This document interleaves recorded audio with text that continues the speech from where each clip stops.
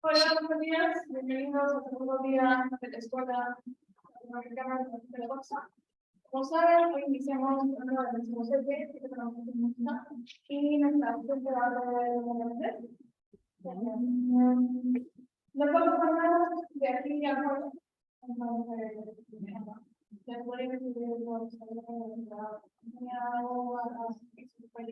Pero la hacemos ella y cualquier pregunta a los estudiantes que nos dan por Zoom, la pueden hacer o nos están pendientes, quieren participar, cuando vayan respondiendo, nos bloqueo las preguntas y nada, bienvenidos.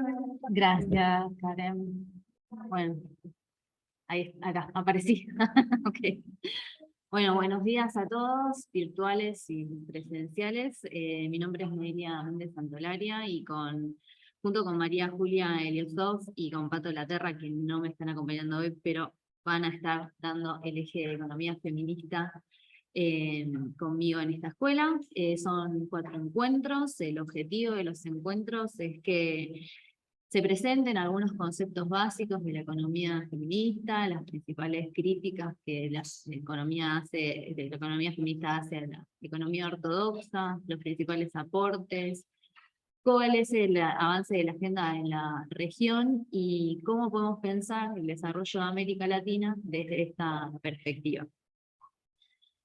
Tenemos, como les dije, 4 clases. La primera es conmigo, vamos a ver conceptos y definiciones básicas. La segunda, la de mañana, la va a dar Maju Eliosov y les va a contar un poco más sobre el rol sistémico que tiene el trabajo no remunerado de cuidado, como lo llamamos nosotros, para la economía. Y también nos va a visitar Lucía Sirmi, que es subsecretaria de Políticas de Igualdad del Ministerio de Mujeres, Género y Diversidad de Argentina. Nos interesa que nos cuente cómo se transforma el Estado en un agente de transformación y de redistribución de los cuidados. En la tercera clase me van a volver a ver a mí, vamos a hablar de fiscalidad y género, fiscalidad entendida por el lado del gasto, o sea, qué es lo que el Estado gasta y cómo eso reproduce o achica las desigualdades de género, y también cómo se financia el Estado y qué implicancias tiene eso en términos de inequidades. Está previsto que venga Sol Prieto para esa clase, que es la directora nacional de Economía, Igualdad y Género del Ministerio de Economía de Argentina. Está teniendo unos problemas de agenda, esperemos que pueda estar entre nosotros.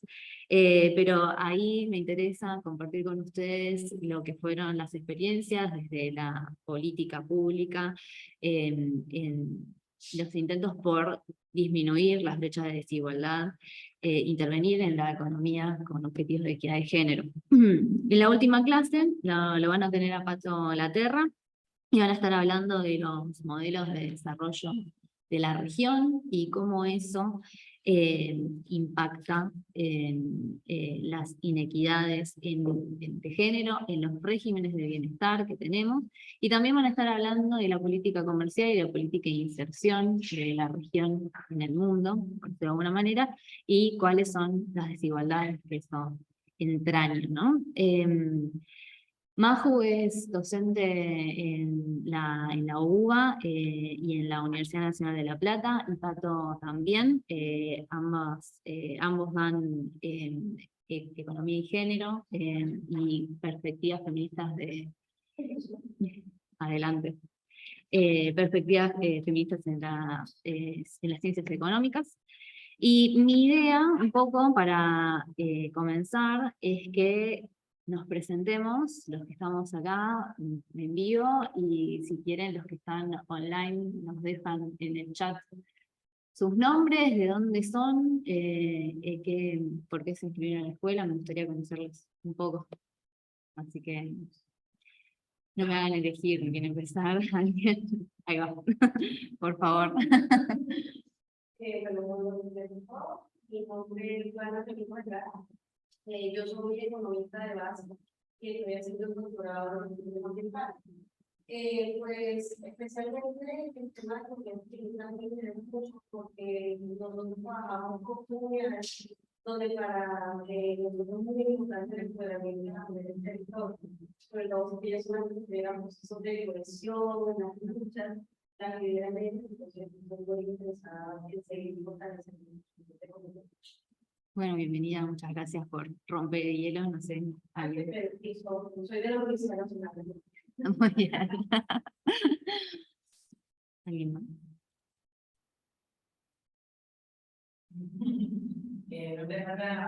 Soy pues ahora más de Liga de Chile, de la Universidad de Chile, de la Universidad y bueno, muy interesante que poder integrarnos parte del más y al menos parece que hay varios otros de Chile. Estamos también abordando políticas que deben de la política y al plan nacional de seguridad. Que debería también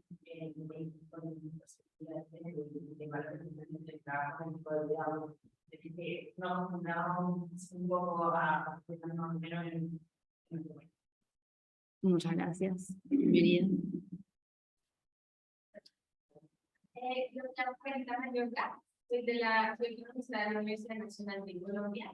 Y pues digamos, los temas de género me interesan mucho porque son donde yo he tenido como experiencia laboral. También ahorita, pues con el nuevo gobierno se está planeando un sistema nacional de cuidado y que es algo como muy incipiente en el país. Entonces también es muy chévere poder contar como con estas perspectivas de los países que ya van muchísimo más adelantados en estos temas.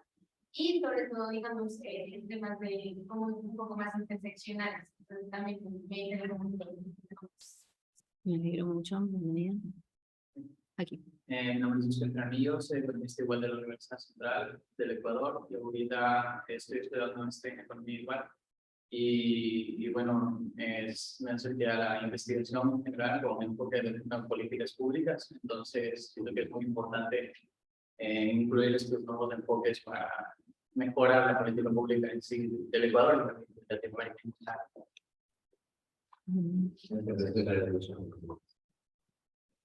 Ok, Jazmín Gallardo, hola. Ay, esto del híbrido me siento conductora de tele. Está escribiendo su tesis, con eso, entiendo. Mi nombre es Paula del Turco, economista, con investigaciones sobre el futuro del trabajo humano. Bienvenida. Guaira, estudiante de la Universidad Nacional Colombia, UNC. Contadora. De Córdoba, hola, ¿qué tal? Yo Carlos Paz, claro. Bueno, bienvenidos. Bueno, acá está Majo y los Sof, porque la van a estar teniendo en la segunda clase. ¿Alguien más por acá quiere? Acá. Buenos días a todos. Estamos principalmente todo un poco orientado y como damos el mismo facultad, No,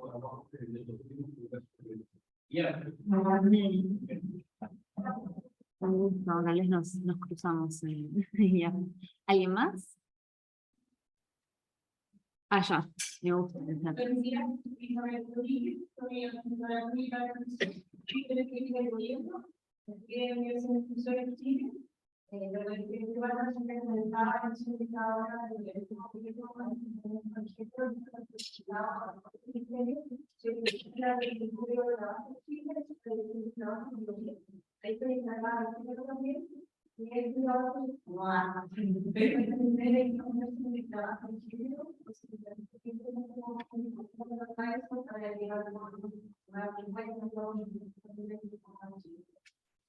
Buenísimo. Aquí.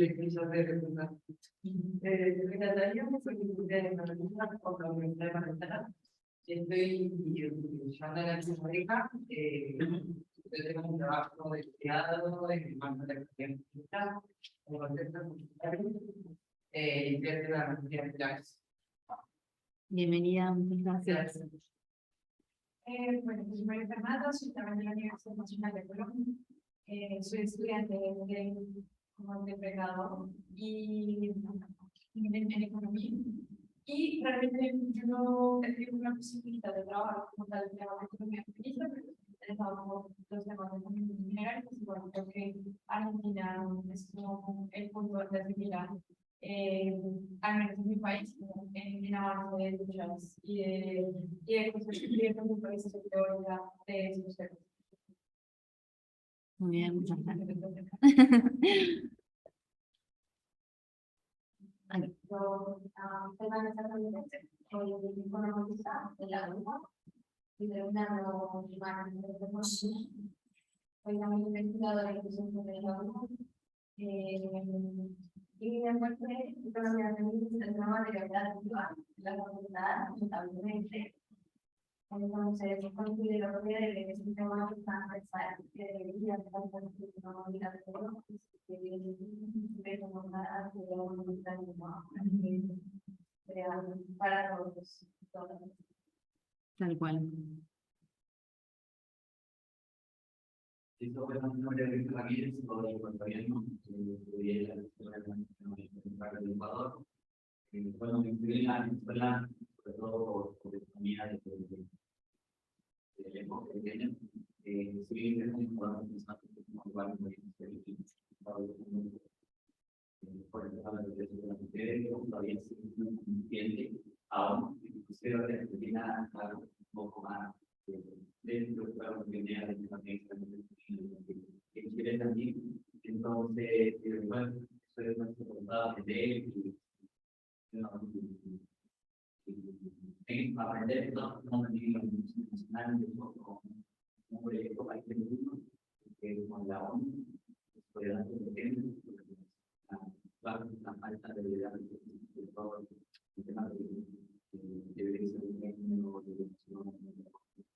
No sé, hay un país que existe con el tema de la falta de liderazgo. Bueno, bienvenido. Tenemos más personas virtuales. Hola Sara, desde Brasil. Hola Karen Lara, que trabaja como docente en la Facultad de Economía UNAG en Honduras. Bienvenida Elena Vivanco, bienvenido José Daniel Sade, un gusto tenerlos a todos por acá. No sé si alguien más se quiere presentar, yo tengo lo que me gustaría preguntarles, veo que la mayoría tenemos algo que ver con las ciencias económicas, contadores, economistas, y que la mayoría algo, creo que entiende, sabe o cree saber de la economía feminista. Me gustaría que me den palabras, alguna definición, algo con lo que llegan acá. Algunos estuve escuchando, si quieren alguien que no se haya presentado, que quiera intervenir. Te estoy mirando, por ejemplo. Yo hice economía. Ah, entonces ya, claro. En la misma de la UBA, haciendo un trabajo de vulnerabilidades y quería como un estudio de género, entonces estoy acá. Creo que en esta una rama de economía feminista me interesa mucho pensar en las políticas públicas y como pensar desde el Estado, cómo intervenir cada acción. Muy bien, muy bien. ¿Alguien más que no haya participado? ¿Le gustaría decir algo? ¿Alguien en el chat? Salud. Bueno, en el chat no estoy recibiendo. Silvia Porro, trabajadora social. Bueno, hay las ciencias sociales en las facultades sociales, bienvenida. Desde Mendoza, qué bueno que esté a la disposición que pueden estar acá.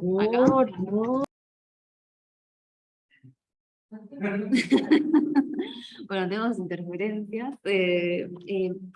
Bueno, yo no me presenté, me voy a presentar. Soy licenciada en Economía de la UBA. Estoy haciendo la maestría en Economía también en la misma casa de estudios.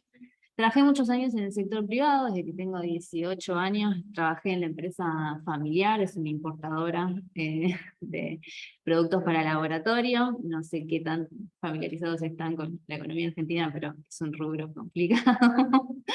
Y acá es bastante común, supongo que en otros países de Latinoamérica también, trabajar y estudiar, así que hice toda mi carrera trabajando ahí, hice la maestría también trabajando ahí, y hace un tiempo, en la pandemia, tuve la posibilidad de cambiar de trabajo, dejar de ser gerente de administración y finanzas en la empresa familiar y pasar a dedicarme a estudiar tiempo completo economía feminista e investigar sobre estos temas. Agradezco muchísimo a Corina Rodríguez Enríquez por eso, que la vamos a estar siguiendo en la clase de hoy. Creo que hay algo que por ahí nos une en esta clase, que es como esta búsqueda de formas alternativas de explicar la economía.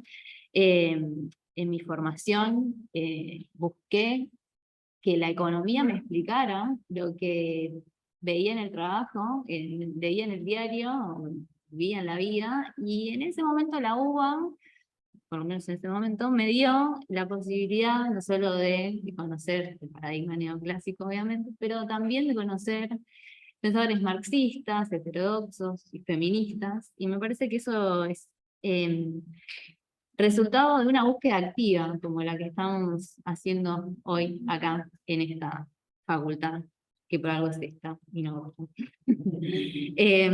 Pero bueno, quiero, si les parece, a menos que alguien quiera presentarse, hablar o decir algo, me gustaría ya que arranquemos a ver un poco de los conceptos básicos.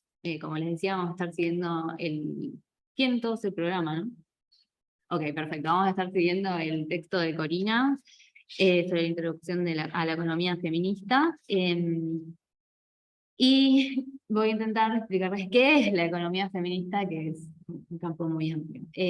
Como campo disciplinar, vamos a decirlo, nace en los 90, cuando se funda IAFE, la Asociación Internacional para Economistas Feministas, empiezan a publicar el Journal of Feminist Economics, más formalmente hablando del pensamiento feminista, economista feminista, era esta anterior, y el objetivo principal es visibilizar en el análisis de la economía las relaciones jerarquizadas de género sobre las cuales se apoya el sistema económico y que imponen un rol subordinado a las mujeres, feminidades, diversidades.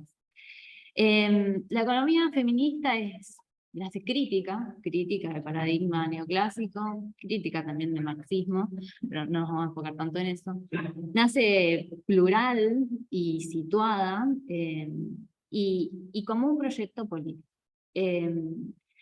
Se encuadra en este amplio paraguas de la economía heterodoxa que hoy nos protege de la lluvia en Buenos Aires, y en tanto saber campo crítico de la economía ortodoxa, desarrolla la mayor parte de sus conceptos en respuesta a este paradigma neoclásico y sus supuestos.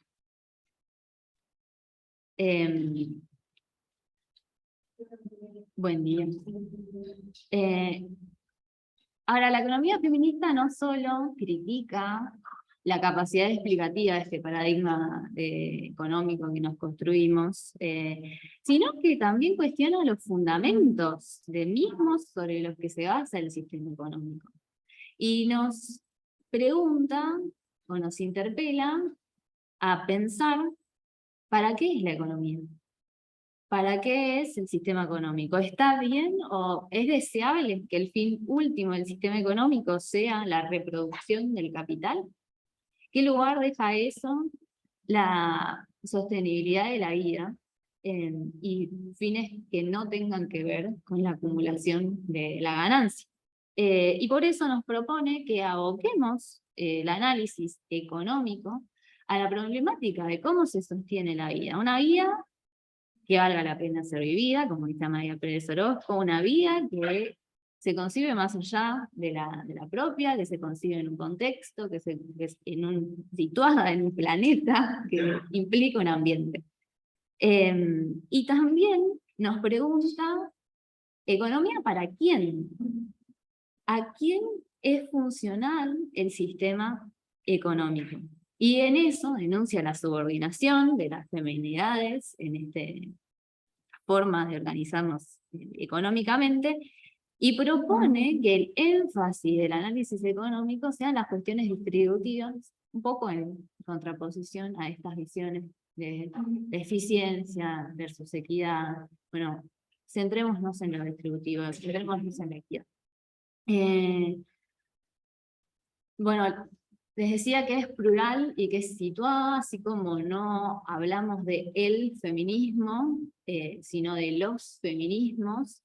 La economía feminista también es plural,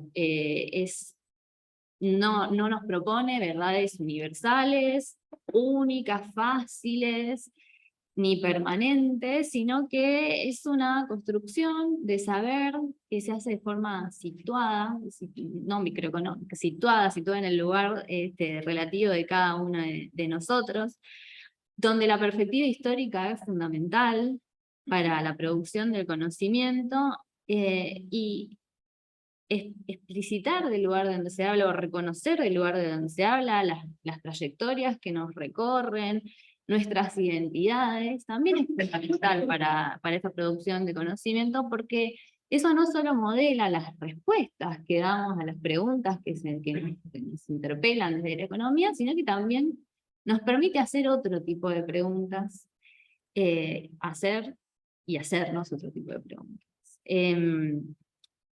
Y en tanto proyecto político, esto la verdad es que me gusta, porque me parece un gran sinceramiento, que lo que nos diferencia es que lo decimos, nada más. Porque el saber y el poder están íntimamente relacionados, y todo saber es político. Y la economía feminista, en tanto campo de conocimiento, no escapa a eso. Creo que está justamente que lo que nos diferencia es que lo decimos, lo explicitamos que nuestro proyecto es transformar la realidad, hacer tambalear el paradigma que no nos representa, el paradigma de conocimiento que no nos representa, y subvertir el orden económico que subordina a las feminidades. Y creo que también nos pone en un lugar de cuestionarnos todo el tiempo y de pensar cuáles son nuestras intenciones, para qué hacemos lo que hacemos, y también a mí por lo menos me advierte de que el proyecto político está detrás de todo proyecto de conocimiento, y intentar averiguar o pensar desde qué lugar me hablan cuando me hablan de economía. Pero bueno, volvamos un poco a las relaciones jerarquizadas de género, que fue lo primero que dije, y la economía. Porque la categoría de género es algo que tenemos que explicitar. Esta categoría nos permite pensar que las nociones de lo que es un varón, una mujer, se construyen en el proceso de socialización, que asigna a las diferencias biológicas determinadas cualidades de qué es femenino y de qué es masculino. Y esta construcción se apoya muy fuertemente en los estereotipos de género, en donde se sintetizan los mandatos el deber ser de cada uno de estas categorías, varón, cómo tiene que ser. Esta construcción binaria supedita lo femenino a lo masculino. Lo masculino es lo que es, y lo femenino es la otredad. Y esto es un poco filosófico, y no tenemos tiempo ahora para desarrollarlo, pero es un poco de lo que habla, por ejemplo, Simone de Beauvoir en Segundo Sexo, y súper recomiendo que lean, si les interesa. Me gustaría enfocarme en que lo importante acá es que las relaciones de género, estas relaciones subordinadas, son relaciones de poder. Y que subordinan a lo femenino a lo masculino, y entonces no podemos hablar de diferencias nada más, sino que tenemos que hablar de desigualdades, de un orden jerarquizado. Y este orden se reproduce, se explota o se combate, también vamos a decir que se combate y se resiste en el proceso de socialización, y en las instituciones sociales como el Estado, la familia, la iglesia, etc. Digo que puede ser contestado y resistido porque las relaciones de género son dinámicas, son factibles de cambio. De hecho, hoy lo que es ser mujer o lo que es ser varón es muy diferente a lo que era en la época de nuestros abuelos, incluso de nuestros padres. Y eso es una muy buena noticia porque al poder ser transformado podemos llevar adelante nuestro proyecto de transformar. El orden de género interactúa con otras relaciones sociales jerarquizadas. ¿Qué otro tipo de relaciones? Relaciones de clase, relaciones de raza, relaciones intergeneracionales. Todas esas son relaciones de poder también, jerarquizadas. Y en esta interacción se producen desigualdades de distinto tipo, porque se construyen colectivos diferentes en base a estas categorías, y entonces tenemos lo que las feministas llaman desigualdades interseccionales, que se entrelazan, y que construyen distintos colectivos con intereses en común para algunas cosas, pero contrapuestos para otras, una contradicción muchas veces permanente. Y estas relaciones jerarquizadas son funcionales al sistema económico, a la dinámica económica. Y se reproducen, se amplifican y se transforman en esta dinámica económica. Y cuando digo dinámica económica me refiero a la producción de bienes y servicios, la distribución de lo que se produce, pero también la reproducción de la energía que se necesita para sostener nuestra propia existencia. Todo eso se apoya en las construcciones de lo femenino y de lo masculino, y en la subordinación de lo primero a lo segundo. Y además es una relación bidireccional, porque además estas construcciones que hacemos sobre género también determinan la manera en la que producimos, en la manera en que distribuimos y en la manera en que reproducimos nuestra existencia. Si alguien tiene alguna pregunta y hay algo en el chat, por favor, si me avisan porque lo leo muy chiquito, pero bueno, me interrumpo. Ahora me gustaría pasar a las críticas que hace la economía feminista al paradigma neoclásico dominante y los aportes que salen de esas críticas también. La primera es que la economía feminista denuncia el sesgo androcéntrico del pensamiento ortodoxo. Es androcéntrico porque es un conocimiento que se construye desde la postura de un ser humano varón y que ignora otros puntos de vista, intereses, comportamientos, identidades, invisibiliza el contexto, se sucede en el espacio sideral, y nos hace pensar en las personas como agentes representativos.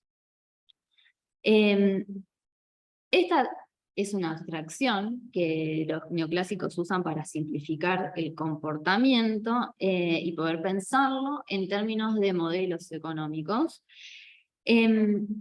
Pero déjenme sospechar de que realmente tengan intención de aproximar algún comportamiento, porque no es representativo de lo que realmente hacen las personas en la economía, sino que más bien representa un deber ser económico, una manera de ser racionalmente económico que ellos construyen como individual, desde el interés personal, y también construyen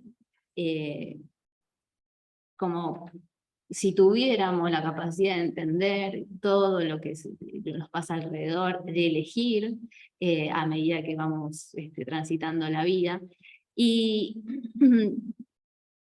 por supuesto, el agente representativo no solamente lo criticamos las feministas, sino que un montón de otras corrientes, y mismo los neoclásicos se dan cuenta que hay supuestos que tienen que relajar, porque esto se parece bastante a un ser mitológico que va por la vida maximizando este beneficio, minimizando apuro la granjeano en un cuadernito, sacando mínimos, sacando máximos, y bueno, ya sé, como que no se parece a nada. Se relajan algunos supuestos, se incorpora riesgo moral, información imperfecta, pero lo cierto es que la racionalidad económica que nos proponen los neoclásicos no es para nada intuitiva, y por eso necesitaban de estas como simplificaciones, también estas narrativas de el hombre en la isla, y todas estas cuestiones que lo que hacen es sacar a la persona de la sociedad, básicamente, no reconocer al ser humano como un ser social. Y darle o reservar el concepto de racionalidad económica a una cierta manera de ser, que nos priva a el resto de las personas que no nos movemos por el interés individual siempre, o que elegimos cuidar por sobre el rédito de trabajar, o que priorizamos el ambiente por sobre la ganancia económica. Eso no es racionalmente económico, pero es una construcción, como todo. Además, esto de que somos todos iguales en este agente representativo, donde no hay lugar para la diferencia, invisibiliza justamente las relaciones de género. Son relaciones de poder. Me atrevo a decir que todas las relaciones de poder de la economía están invisibilizadas en este ser igual agente representativo.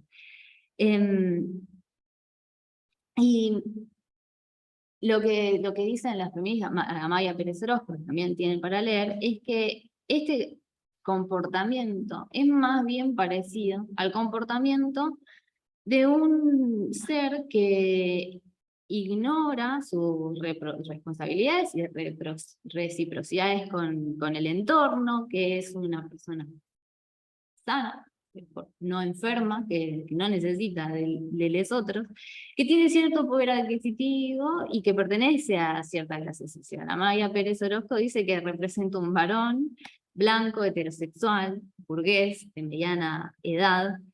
Y esto lo que evidencia es que excluye a todo el resto de las identidades y de las personas que no se comportan, que hacen economía, porque todos hacemos economía, y se comportan de manera distinta. Bueno, les dije que hay supuestos que morigeran a la gente representativo, que les da fallas de información, que les da riesgos morales, y hasta hay modelos que admiten a más de un agente representativo, 2 o 3. Claro, exacto.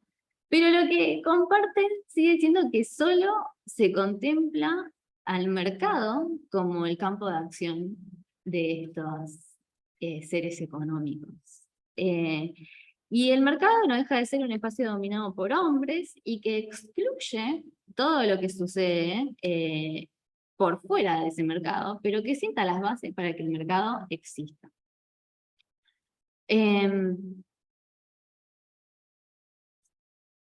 Otra de las cosas que hace, que mencioné antes y que me gustaría profundizar, es esto de que hay una teoría de la elección, que elegimos en base a preferencias que están medio caídas del cielo. Y eso tampoco es como naif o inocente, porque de vuelta lo que hace es quitarnos nuestra condición de seres sociales, porque la conducta, bastante lejos de pensarse como caída del cielo, está atravesada por nuestros procesos de socialización, que tienen estereotipos de género, prejuicios y se mueven por intereses que pueden ser egoístas, pero también pueden ser más altruistas. Y eso no los hace ni menos económicos ni menos racionales. Creo que acá la economía feminista nos advierte 2 cosas. La primera es del abuso de las metodologías basadas en las matemáticas y en las representaciones aritméticas para poder conocer la ciencia social. La economía es una ciencia social. Y que estas simplificaciones en el extremo le quitan todo principio de realidad a las elucubraciones económicas, pero en el día a día, no en el extremo, en el día a día, lo que hace es contarnos cómo es el comportamiento de un cierto colectivo, de un cierto conjunto de intereses, un cierto grupo de la sociedad.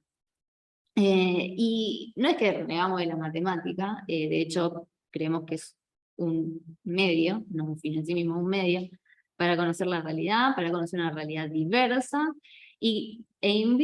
trabaja de manera interdisciplinar con otras ciencias sociales.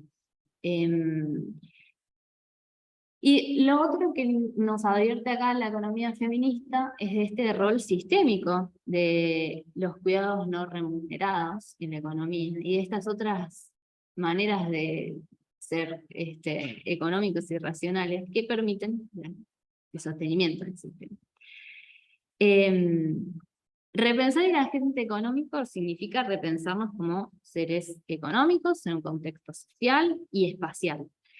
Y que en tanto tales existimos en los mercados y fuera de los mercados, y eso implica correr las fronteras que nos delimitaron sobre el alcance del estudio de la economía.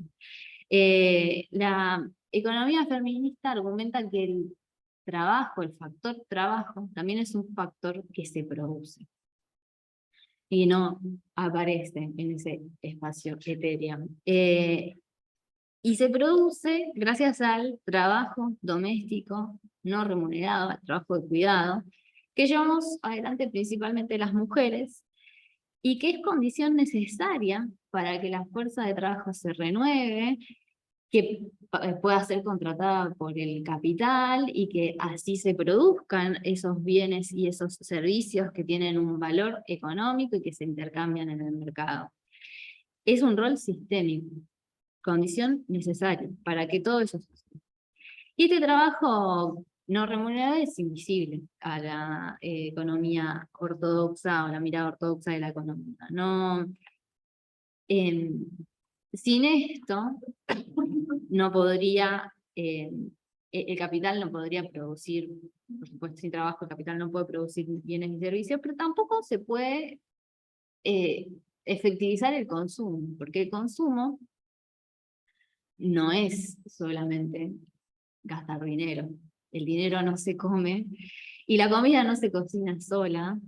Y para que el bienestar se efectivice, interviene una gran cantidad de energía, muchas horas de trabajo, para poder realmente disfrutar el producto del trabajo remunerado. Esto lo van a ver más profundamente con Majo en la próxima clase, así que no me voy a extender mucho. Quiero pasar a otra de los aportes de la economía femenina. Hola, ¿cómo estás? Así como Keynes nos dice que el ahorro no es igual a la inversión, que ahí se equivocaron, las economistas feministas lo que dicen es que el trabajo no es igual a salario. No necesariamente se remunera todo trabajo. Y acá me gustaría volver a esto, o justificar un poco esto de que digo que el trabajo no remunerado lo llevamos principalmente a cabo las mujeres, porque acá también interviene este orden social, este orden de género, que construye una idea de qué tipo de trabajos son considerados masculinos y qué tipos de trabajos son considerados femeninos.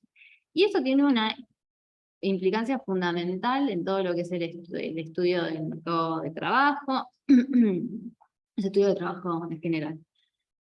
La división sexual de trabajo atribuye a lo masculino el trabajo productivo, el trabajo que se realiza a cambio de una remuneración, el trabajo, la fuerza de trabajo que se vende en el mercado. Y a lo femenino le atribuye el trabajo reproductivo, que es este trabajo de cuidado, que hace posible que renovemos nuestra energía, que comamos, que estemos saludables, que nos cura, etc. Y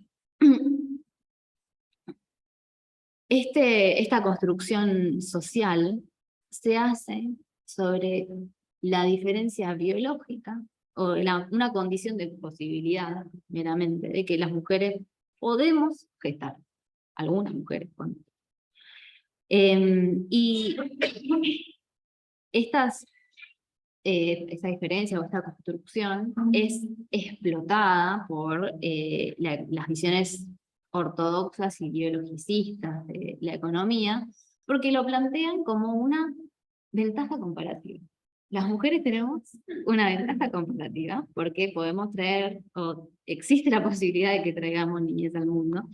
Entonces sabemos mejor cómo cuidar, sabemos mejor cómo tratar con personas adultas mayores, tenemos una ventaja comparativa. Y esto, nuevamente, otra vez, omite que todo saber se adquiere en el proceso de socialización, que no es para nada natural. Saber cuidar es algo que aprendemos o no aprendemos a lo largo de nuestra vida. Pero bueno, como tenemos esta ventaja comparativa, se nos asigna el trabajo reproductivo como nuestro campo de injerencia, por excelencia. Y entonces, estamos condicionadas para participar en la dimensión productiva del trabajo, es decir, para vender fuerza de trabajo en el mercado. Y esto, por más que hay muchos con problemas respecto de la libertad de vender la fuerza de trabajo en el mercado, lo cierto es que nos priva de o que nos pone en una condición relativamente peor que a los socializados varones, para hacernos de un ingreso que nos permita satisfacer nuestras necesidades y nuestros deseos materiales. En última instancia limita nuestra autonomía, porque vivimos en una sociedad monetaria y en donde el salario se gana con trabajo. Esto hace que las mujeres suframos más el desempleo, que suframos más el subempleo, que estemos más en la informalidad, y que cuando accedemos a un trabajo remunerado, también sea de una forma segregada, se llama segregada.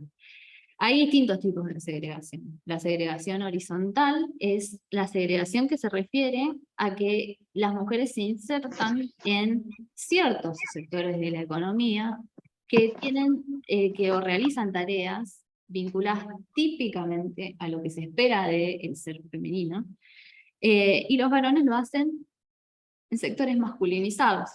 Aquí lo que se suele decir es que hay paredes de cristal que no permiten a las mujeres insertarse con la misma facilidad que los varones en estos sectores masculinizados, pero tampoco permite a los varones insertarse en esos sectores feminizados. Hay muchos prejuicios también. La segregación vertical, por otro lado, es el fenómeno por el cual las mujeres se encuentran más representadas en trabajos de menor jerarquía. Y acá hay dos tipos de fenómenos que seguramente escucharon hablar.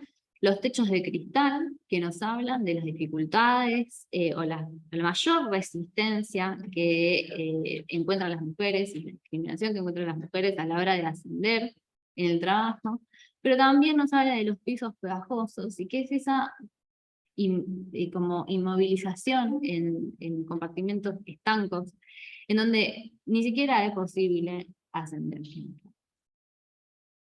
Entonces, las mujeres enfrentamos brechas de género en el mundo laboral. Trabajamos menos, de forma remunerada, vamos a decirlo, trabajamos menos, en ocupaciones peores remuneradas, interrumpimos más nuestras trayectorias laborales para cuidar, y como consecuencia ganamos en promedio menos, y eso se conoce como brecha salarial. Esta inserción desigual en el empleo redunda en las economías latinoamericanas en una desigual cobertura de la seguridad social, que dependen de en dónde estamos o cómo nos posicionamos en el empleo. Y entonces, en los seguros sociales se replican las brechas de género que se ven en el mundo laboral, porque las mujeres tenemos menos densidades contributivas, contribuimos menos, como consecuencia de esta relación más intermitente o más precaria con el empleo.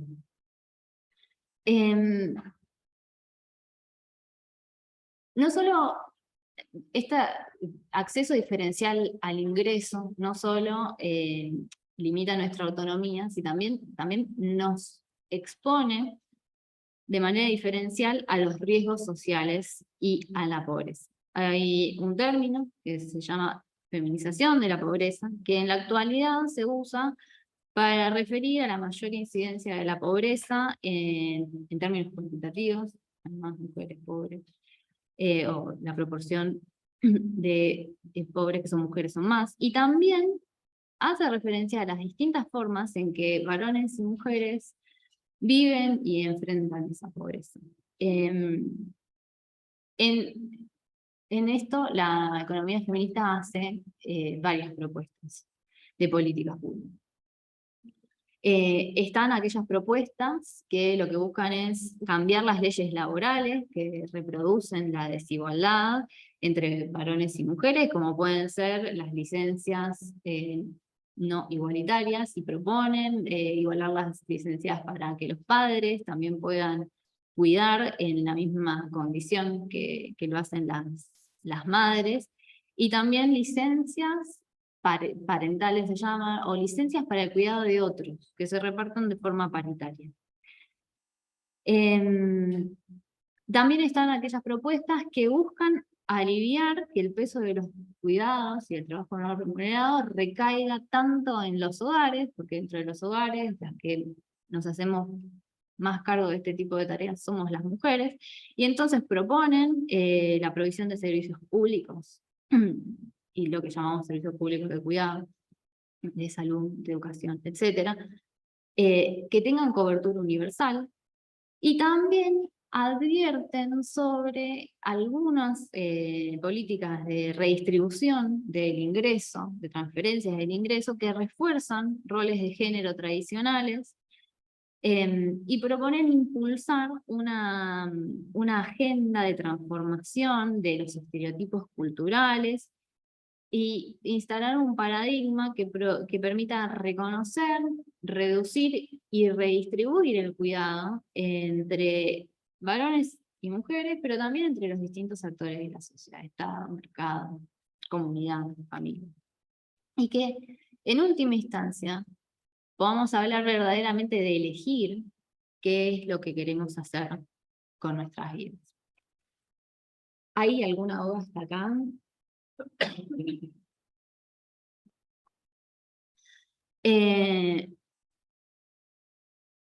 Me gustaría pasar a los aportes que se hacen para pensar las relaciones entre lo microeconómico y lo macroeconómico de la economía feminista. Poder ver que no somos todos iguales y que la economía opera en relaciones de poder, en relaciones jerarquizadas de género, es una manera de reconciliar lo microeconómico con lo macroeconómico. Hay muchos que son economistas, deben saber que tenemos un serio problema epistemológicamente hablando cuando queremos microfundamentar la macro. Y con los microfundamentos neoclásicos había más problemas. Muy a pesar de la Big Data y la disponibilidad de datos, la economía neoclásica produce modelos que no predicen mucho, vamos a decir, son medio inexactos, vamos a ver, buenos. Entonces, lo que trae la economía feminista es, primero, establecer que los fenómenos macroeconómicos se producen en terrenos desiguales, generizados, y que en consecuencia tienen implicancias diferentes para hombres y mujeres, en tanto que ocupan distintas posiciones como trabajadores, consumidores, propietarios del capital. Y para poder analizar esto, proponer un análisis que se llama micro, meso, macro, y que nos invita a pensar las dinámicas de la desigualdad y los sesgos de género, pensando que los fenómenos macroeconómicos, más allá de que no están dirigidos a varones y a mujeres, para todos, se filtran esas desigualdades hacia las personas, hacia los hogares, lo microeconómico, a través de instituciones sociales, como el Estado y los mercados, que llaman mesoeconómicos.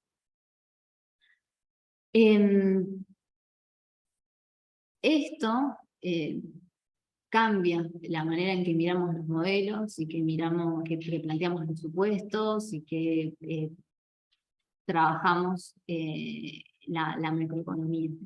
Nos permite, además, y nos invitan además a incorporar toda lo que se llama economía del cuidado a estos modelos que está invisibilizado.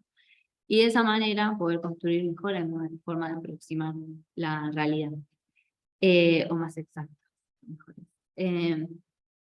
Además, hay otros dos aportes que me gustaría mencionar ahora, que los vamos a desarrollar en las próximas clases, y que yo voy a intentar ordenarlos en los aportes en la macro doméstica, por decirlo de alguna manera, hacia las fronteras adentro de los países, y los aportes de la macro internación, cómo se relacionan los países entre sí.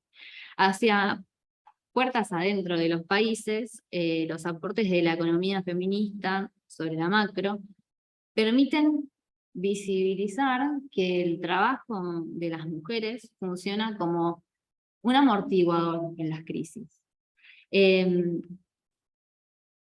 Las mujeres somos como una especie de ejército de reserva, que cuando el contexto económico es de achicamiento o la crisis aprieta y las familias pierden ingresos, son las mujeres los que se insertan en el mercado laboral para intentar completar ese ingreso, sostener ese ingreso, en trabajo más precario, ante la necesidad, por supuesto, y por todos estos sesgos que mencioné anteriormente. Y esta forma precaria en la que se insertan permanece aún en los momentos de la recuperación. Las mujeres tardan más en ver mejoras en las condiciones laborales, aún cuando la economía crece, que pares varones, y hasta tienden a retirarse y tener esta relación intermitente con el empleo remunerado. Pero también el trabajo de las mujeres amortigua las crisis, porque las políticas de austeridad fiscal ante la crisis proponen este achicamiento del Estado, y eso lo que hace es que el Estado se retire y deje de proveer ciertos servicios esenciales para la reproducción de la vida, o los provea peor o en menor cantidad, como la salud, la educación, el transporte, y todo esto es compensado por los hogares, y dentro de los hogares, más principalmente por las mujeres. Además, esto nos permite charlar un poco sobre la política de gasto, porque el gasto tiene del Estado, ¿no? Porque esto tiene un impacto desigual, aún cuando se gasta, podemos caer en inequidades de género. Y cuando se buscan recursos para financiar al Estado, también se pueden caer en estas inequidades. Los sistemas tributarios tienen sesgos de género, y las formas en las que se accede al financiamiento también reproducen ciertas desigualdades. Eso lo vamos a ver en la tercera clase, más en detalle, pero lo quería mencionar. En el plano de la macroeconomía internacional, por llamarlo de alguna manera, los aportes que me gustaba mencionar de la economía feminista son los que visibilizan esta división internacional, esta división sexual del trabajo internacional, donde el modelo de desarrollo explota la desigual posición de las mujeres en la economía, su peor remuneración, básicamente, para instaurar modelos basados en la explotación de la mano de obra barata, y en esto que se vende, vamos a decirlo, como la llave del éxito, en realidad no rinde los frutos prometidos en términos de empleo, no generan el empleo esperado ni las condiciones de empleo esperadas, y en el camino desfinancian a los estados. Al respecto, recomiendo mucho un trabajo de Corina Rodríguez Enríquez y Noemí Llosa Suazúa, donde se analizan las implicancias de género que tuvo la instauración de las industrias maquiladoras en México y en Centroamérica en general como modelo. Y por otro lado, también la economía feminista trabaja en lo que es el comercio internacional y la liberalización de la economía, cómo nos insertamos en la economía del mundo y cómo esos procesos de liberalización tienen una consecuencia negativa en el bienestar de las personas en la vida de la mujer. Sobre estos temas van a estar hablando con Pato Laterra en la última clase. ¿Preguntas? ¿Vamos bien? Hasta acá les conté las críticas y los aportes de la economía feminista. Me gustaría usar un poco del tiempo para hablar más de esto de que la economía feminista es en plural y es situada.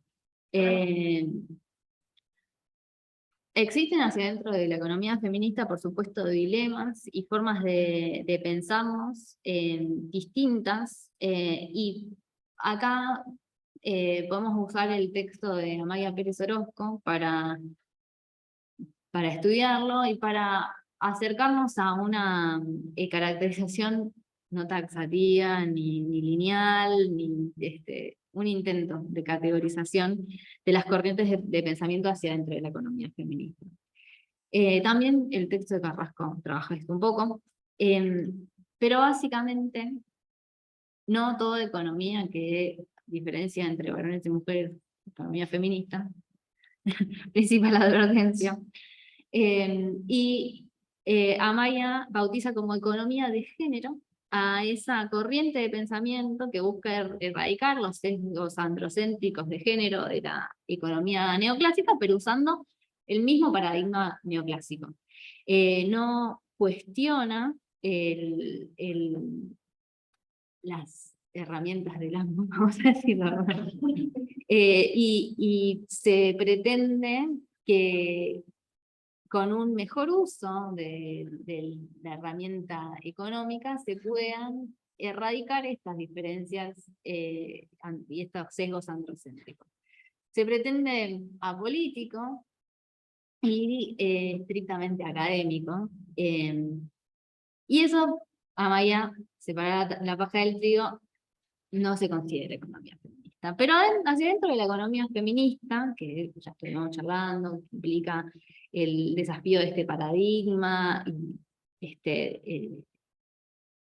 resistir el status quo, hacia adentro de la economía feminista existe lo que Amaya llama una economía feminista integradora y una economía feminista de la ruptura. La integradora intenta incorporar conceptos y contenidos del feminismo a los saberes de la economía que ya tenemos, que ya manejamos, y la de la ruptura intenta ir por cambios más profundos, romper con las metodologías, con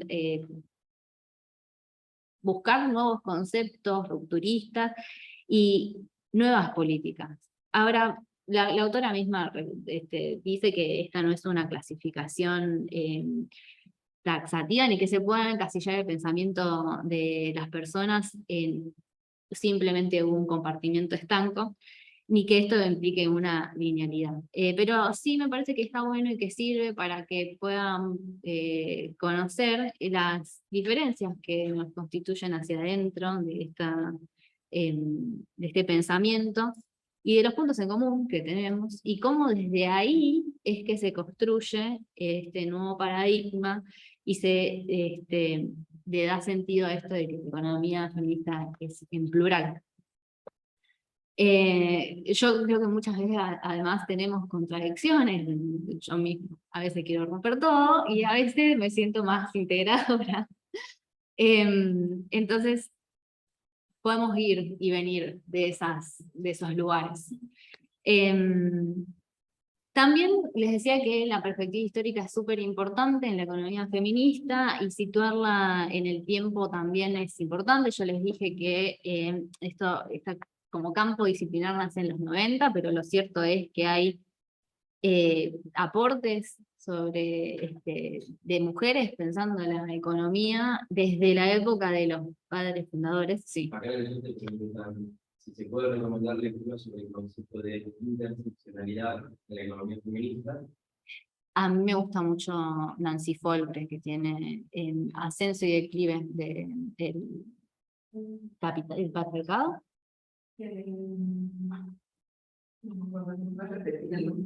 Sí, la que escribe es Nancy Folbre, creo que solo está en inglés. Folbre. F-O-L, ¿cómo? Ahí sí, perfecto. Es F-O-L de larga R, Nancy Folbre. Y parece que tenemos una versión en castellano. Se llama Ascenso y Declive, creo que de sistemas patriarcales. A ver si la producción. Y después te dicen si puede explicar o recomendar lecturas sobre las dimensiones del concepto de racionalidad económica neoclásica. Si puede recomendar análisis clínicos de la racionalidad económica neoclásica. Bueno, todas las que están en la bibliografía le dan con un caño la racionalidad neoclásica, así que les invito a leer a cualquiera que esté en la bibliografía para hoy.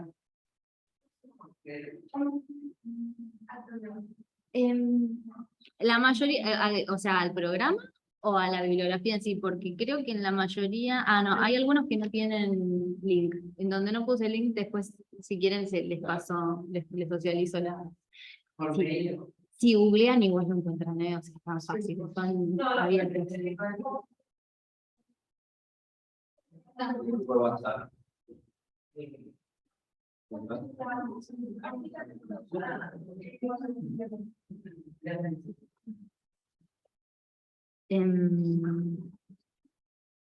Bueno, cualquier cosa igual me dicen, las comparto. ¿Alguna otra pregunta? Ok. No me acuerdo en dónde me quedé. En la historia, bien. Entonces, para situar un poco el pensamiento de la economía feminista en la historia, les súper recomiendo que lean a Cristina Carrasco, que ella recupera un poco cómo fue este devenir del pensamiento de la economía feminista, incluso antes que se llame economía feminista, y cuáles eran las preocupaciones en cada uno de sus momentos de la historia de las feministas. También es bueno situarnos en el contexto donde estamos, y esta es la parte como que más me interesa charlar con ustedes, que es el contexto latinoamericano de este siglo, y desde los que están pensados estos encuentros, y en eso les recomiendo que lean a Valeria Esquivel en el libro que está en la bibliografía, que se llama, La economía feminista desde América Latina, una hoja de ruta sobre los debates actuales en la región. Valeria escribe la introducción y se pregunta, reflexiona sobre el devenir de la economía feminista en estas latitudes y sobre qué significa pensar desde acá la economía feminista y cuáles son los actuales debates en la región. Me gustaría traer algunas cosas que ella resalta, porque nos dice que el punto de partida para hacer economía feminista desde acá es reconocer las diferencias en una región que es profundamente desigual, las diferencias entre varones y mujeres, pero también entre mujeres entre sí, y las diferencias de esta región con respecto al norte global, por decirlo de alguna manera, pero también de nuestros países latinoamericanos entre sí, no somos todos iguales, y es necesario hacer una distinción a la hora de analizarlos y tratarlos con sus particularidades. Implica también recuperar el pensamiento estructuralista que supimos construir desde Latinoamérica y comprender la heterogeneidad estructural, la heterogeneidad de la estructura social, de la dinámica sectorial, de la especialización externa que cada país elige y de su funcionamiento macroeconómico. Y es importante desde acá también hacer énfasis en las causas, más que por ahí en las consecuencias, en las causas de las diferencias de género. En ese sentido, la economista feminista latinoamericana entiende que el funcionamiento del sistema económico, como un todo, o sea, incluyendo la reproducción de la vida, además de la reproducción de los servicios y los bienes, es fuente, produce y reproduce inequidad de género, de raza, de clase, y que este accionar injusto se exacerba cuando la economía es librada a las fuerzas del mercado. Y nos propone en ese sentido desconfiar de esos discursos que buscan en lo individual las explicaciones de la desigualdad, en esos discursos de la meritocracia, y también nos invita a buscar explicaciones desde lo colectivo y desde lo sistémico, las desigualdades como sistémicas. Y nos previene de las representaciones homogéneas de los intereses de las mujeres. Las mujeres tenemos tal o cual interés, o deberíamos hacer tal o cual cosa, porque un poco como que no existen las mujeres como un todo, y hay que incorporar esa diversidad. También resalta que la economía feminista desde acá no solo se hace desde la academia, se hace desde distintos ámbitos, desde la militancia, desde la política pública, y que en esa búsqueda es importante el objetivo de incidir en la macroeconomía, porque desde esa macropolítica es también desde donde se puede intentar transformar la desigualdad estructural. Y reconciliar o conciliar la militancia territorial con la militancia en el terreno de lo macroeconómico y de recuperar ese espacio. No sé si hay alguna pregunta. Ok. Ya para ir cerrando, porque me gustaría que charlemos un poco al final y darle un poco de espacio. Quiero recuperar esto de que la economía feminista como proyecto político, y en eso me gustaría invitarles a que cuando lean los textos que están para hoy, busquen o lo hagan con esa mirada desde la búsqueda de estas mujeres que escriben por este proyecto político, o cómo se relacionan con la academia. Maya Pérez Orozco, por ejemplo, me gusta porque al principio dice que había escrito, que el libro que escribe nace después de una tesis doctoral que estaba muy académica, pero que era un plomazo, y cómo el desarrollo del pensamiento a veces queda un poco encasillado en lo académico, y que necesitamos en esta búsqueda de lo político otros medios para expresarnos, otras lógicas desde las cuales pensar e inspirarnos. Y también, bueno, un poco de lo que decía al principio, no solamente lean que Carrasco también lo tiene, Valeria también lo tiene, como estas búsquedas de proyecto político de estas mujeres. Y también les propongo mirar sus propias búsquedas y ser precavidos a la hora de utilizar la lógica, porque a veces esto nos lleva a terrenos muy infértiles, en donde nada vive y nada crece, y siempre tener presente quiénes somos, cuáles son nuestros objetivos a la hora de conocer, qué valores nos mueven y prestar atención a la intuición y a cuestionar a qué somos funcionales cuando pensamos la economía en nuestra profesión. Y bueno, lo dejo acá, me gustaría que sea interactivo, así que lo abro, no sé si hay preguntas que hayan quedado, que quieren hacer. Sí. Yo tengo dos preguntas. Una cosa con toda la carrera. Avanzaremos en la economía. Y es verdad que sea simplemente estos modelos son muy reales, pero que no importa porque no queremos describir toda la realidad, sino partes muy concretas, o igual simplificarla para varias operaciones. Entonces, cuando uno no le mete mucho más variables, pues igual se complejizan un montón. Entonces, no sé si en la economía feminista se ha pensado igual en modelar en términos macros o micros algunas cosas que incluyan estas variables, ¿sí? O si solo, o bueno, no es solo, pero o si los aportes son solo en el campo de la política pública. Esa es la primera.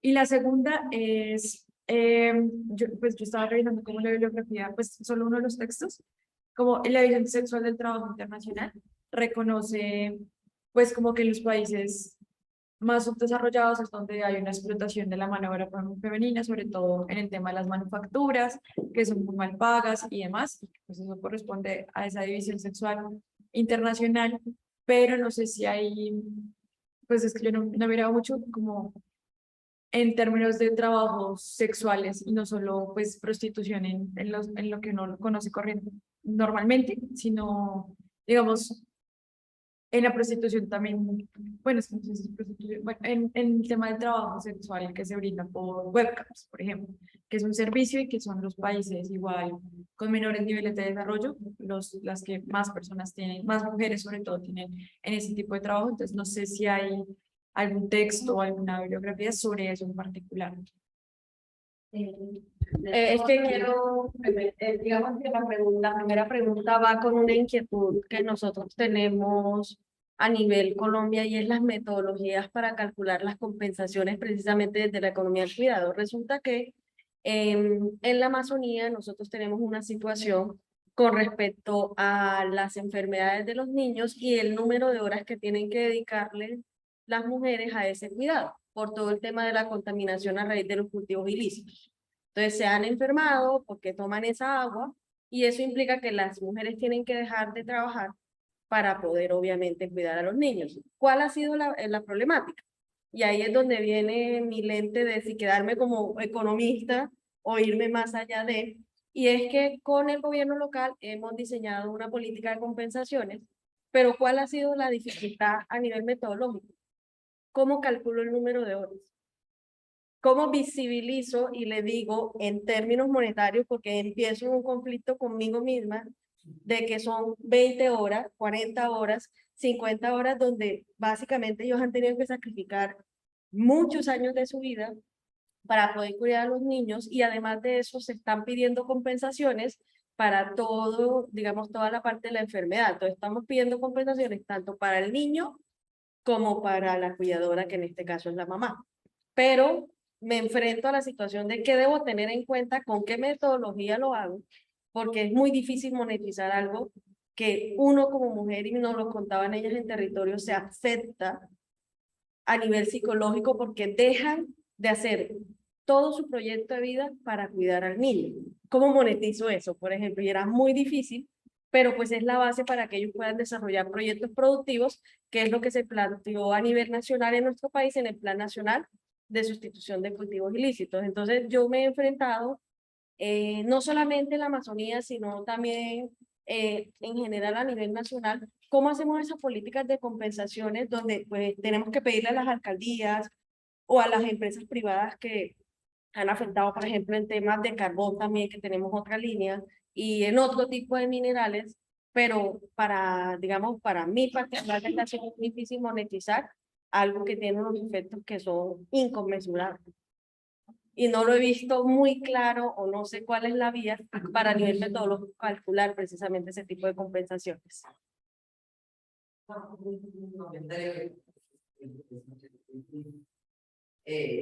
pienso también esto de las externalidades, ¿no? Bueno, no importa, tenemos una fábrica de helado que no contaminado, que también cumplir certificado, obviamente, ya estamos todos con entonces, hay un mundo en el cual, no sé, parece que la economía militar es como a la realidad de obviamente voy a intentar arreglar porque hay que ver qué política pública es súper importante porque llevan cosas además de más de largo y más complejo. Bueno, contesto de la primera, que poco vamos a hacer más, pero no olvidar por ella. Primera pregunta sobre si si utilizamos modelos en economía FESI, los usamos, entonces somos bastante. En la América Latina, por ahí, recomendaría leer a Alison Vasconés, que tiene bastantes desarrollos al respecto. Y más allá de América Latina, Elisa Brownstein y Stephanie Seguino son como referentes. Sí, Brownstein. Así como lo digo, como suena, se escribe Brownstein. Elisa Brownstein, Elisa con doble S. Y la otra referente es Stephanie con PH, Seguino. Lo que por ahí distingue estos desarrollos de otros, primero el foco desde el que se hacen. De hecho tienen bastantes, Brownstein y Seguino tienen bastantes trabajos que discuten si el crecimiento, por ejemplo, por sí solo permite achicar desigualdades, mejorar las condiciones de empleo, y encuentran que no. Y también tienen o proponen formas de incorporar esto de la economía del cuidado, la economía no remunerada, doméstica no remunerada, a los modelos, y entonces proponen pensar este es un trabajo de Brownstein, pensar las economías como clasificarlas como economías que se basan en el cuidado, o economías que explotan las desigualdades para el desarrollo y el crecimiento. Creo que eso contesta a tu pregunta. Y sí, dale. Esto tenemos para mañana. En esto también de los modelos me parece, y en el marco de lo que comentaba realmente de las tres corrientes, digamos, puedo contar de la economía feminista, claramente hay una corriente que a María Personas dice que ni siquiera es economía feminista, que es la economía de género, que dice, discute, digamos, el teórico que hay de la economía de clase, que lo uno de básicamente de su forma de hacer economía, pero también dentro de las economistas feministas hay otro grupo que considera que ni siquiera hay que usarlo porque necesitamos presupuesto para ustedes concretos que van a estar popularizados de lo que vos querés explicar, entonces directamente los desechan. Pero hay un grupo también que hace grandes esfuerzos por tratar de utilizar estas herramientas para discutir con la teoría neoclásica, que me parece tan válida también como, o sea, tratar de pensar desde la economía feminista con todas las limitaciones que tienen los modelos neoclásicos, pero en ese marco, pensar el cuidado o estar discutiendo indicadores del PBI como único indicador para entender el crecimiento o el desarrollo, aunque todo eso incluso la teoría neoclásica lo discute, pero digamos, todas estas cuestiones son en sí mismas también discusiones que se dan dentro de la economía neoclásica. Y sí, porque es cierto que también se ha vuelto como muy específica, muy especializada la economía, la maestría en economía de la UBA por lo menos, es toda empírica, que utiliza modelos econométricos para explicar los fenómenos micro y macroeconómicos, y eso lleva a un nivel de complejización con el que hay que poder dialogar. y refutar con algún conocimiento sobre de qué están hablando estos muchachos. Exacto.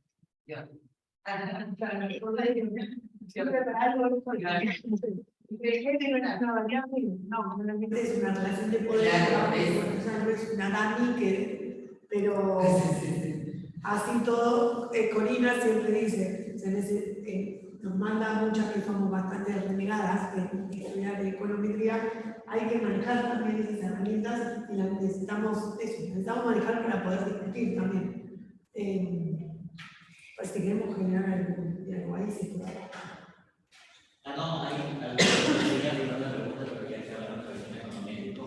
En Ecuador, por ejemplo, se hizo una investigación utilizando la econometría, donde igual, sobre todo en el área turístico, las empresas se dedicaban a hacer, empresas dedicadas como al sector del turismo, se encontró, o sea, lo que al final encontraron era de que, a pesar que las mujeres tenían como mejores resultados cuando manejaban empresas, sigue siendo como la fundación de los hombres al dirigir, es decir, las mujeres empresas tenían mayor rentabilidad como los hombres. Esto hay que estar por esa parte. Y ahí tenía una pregunta con respecto al tema económico de la economía feminista y tenía que ver con en Ecuador, cuando ocurrió el tema del COVID-19, los datos, las estadísticas, reflejaban justamente que las mujeres eran como las que, las primeras que quedaron como señores mujeres, pero las mujeres se dedicaron a un estudio adecuado, se dedicaron más a la sector informático, las mujeres como que fueron impactadas primero por el mismo. Y ahora, los datos siguen como, a pesar de que se les particular un poco de Ecuador. Igual que siendo como que la brecha ha aumentado luego de la crisis. Ahora a las mujeres se dedican más inclusive antes de la crisis y los hombres han incrementado peor. Pero sigue siendo como esta brecha. Pero llega dirigida sobre este tipo de política pública que se ha presentado en otros países con respecto a un poco sobre todo en época de bueno, por ahí una pregunta. Ok, dale.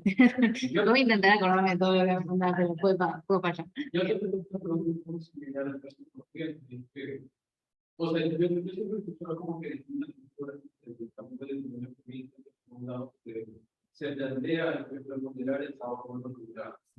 Para reducir las dificultades.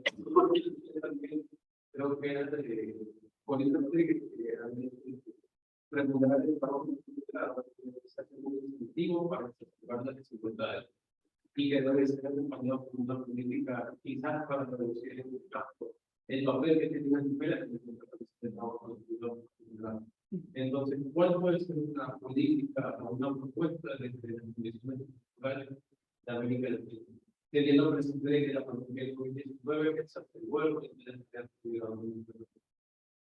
Tu pregunta la voy a contestar con la de ella, pero antes me preguntaste sobre los flujos ilícitos de la prostitución y esta división sexual del trabajo. Hay un montón de trabajos hechos en ese sentido. Creo que me gustaría también incorporar el rol de la migración, no solamente el tráfico de los cuerpos, sino el movimiento de cuerpos alrededor del mundo y cómo se subsidia con la migración, el trabajo de cuidado en otros países, del sur global, subsidian el trabajo de cuidado del norte global. Corina Rodríguez Enríquez escribió bastante sobre eso, y también escribió sobre flujos ilícitos y género, donde habla cómo la economía financiera ilegal o refuerza. ¿Cómo? Socavan Sí. la igualdad y la género. Exactamente. También Corina tiene un trabajo con Verónica Grondona sobre eso, así que te lo puedo contar. Después voy a tu pregunta y a la tuya de cómo hacemos política pública y cómo hacemos transferencias de ingresos para reconocer el trabajo no remunerado. Y no tengo una respuesta, la verdad, porque como vos mencionás, hay una especie de trampa en el hecho de tener que valorar horas, a qué precio, cuántas horas, como que se mercantiliza algo que no necesariamente tiene una lógica de mercado. En ese sentido, creo que lo que está bueno es revalorar también cómo pensamos los servicios públicos y cómo pensamos que el Estado tiene que intervenir en el caso de la reparación de la salud de las personas afectadas por los agrotóxicos, si es simplemente una transferencia de ingresos, lo que estas personas necesitan y que puede ser el medio para satisfacer el bienestar. Me parece que también está bueno poner el énfasis en el bienestar, qué es lo que queremos lograr. ¿Queremos lograr remunerar tantas horas a tal precio? ¿O queremos efectivamente lograr ese bienestar? Y creo que en que transformando la pregunta hacia ese lugar, ¿cuánto necesitan? No cuánto trabajaron, cuánto necesitan, cuáles son los derechos que se, no me gusta decir conceden, porque es un horror, los derechos a los que se les permite acceder a las personas mediante las políticas públicas.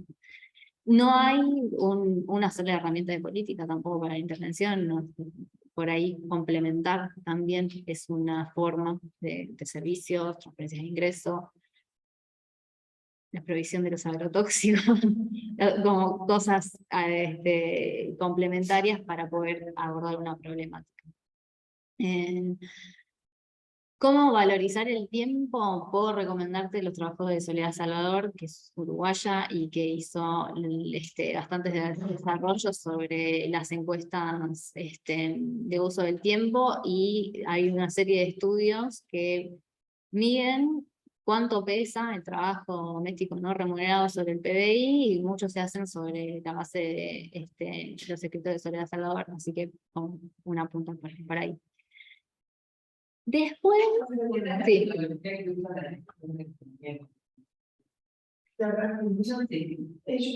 Bueno, va a venir soltero. Sí.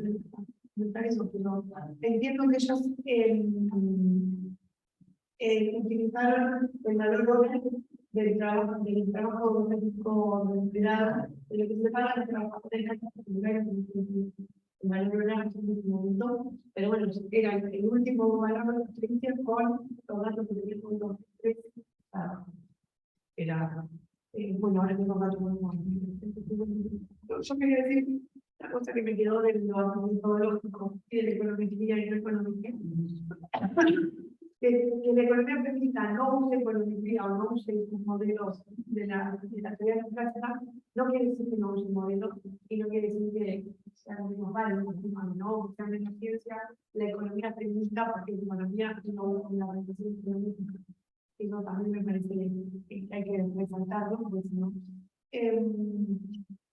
Y mañana, igual no hago cosas, probablemente mañana, más están los textos de Salvador, y hay un texto que se llama, un libro que se llama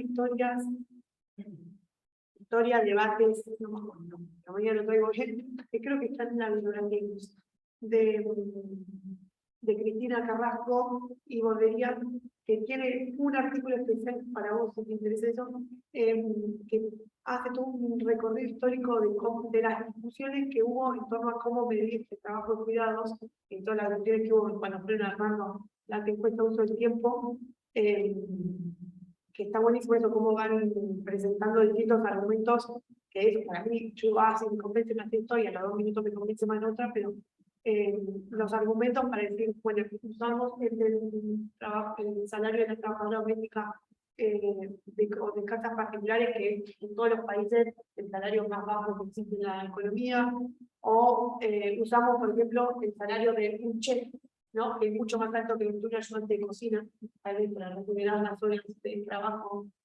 Bueno, y así que como hay un montón de tareas que se pueden pensar en torno al cuidado. Bueno, ahí está, ahora no puedo nombrar, así que no sé.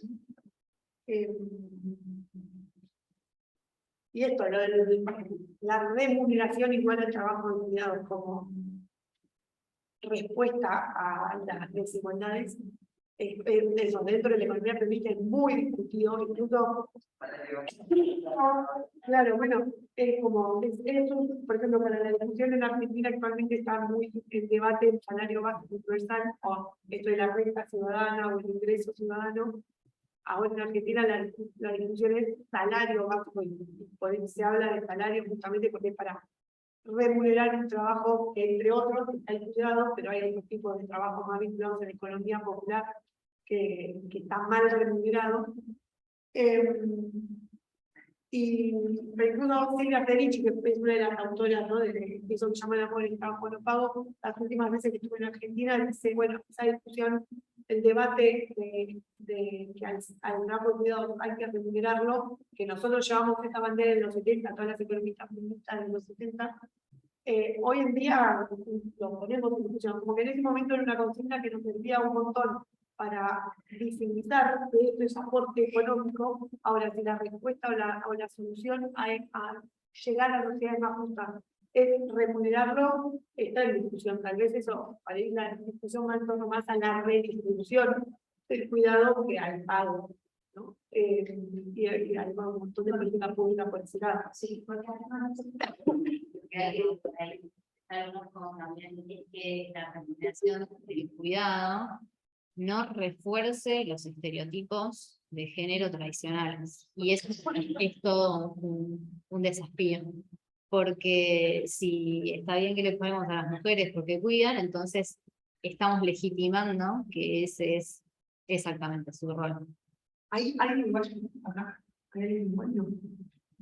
Porque en Uruguay, una de las grandes problemas que tiene ahora es que tiene un sistema integral de cuidado súper avanzado en toda Latinoamérica, lo estamos mirando, y les quedó el cuidado sumamente feminizado con bueno, Patricia también puede saber más de esto mañana, pero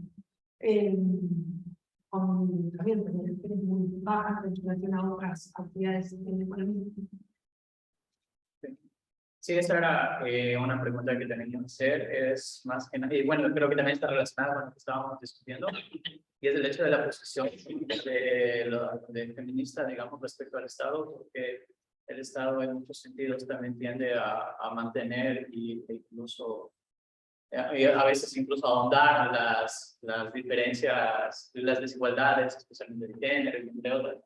Entonces, pero ahora también se ve al Estado como el que podría dar salida a, por ejemplo, con esto de los facultados.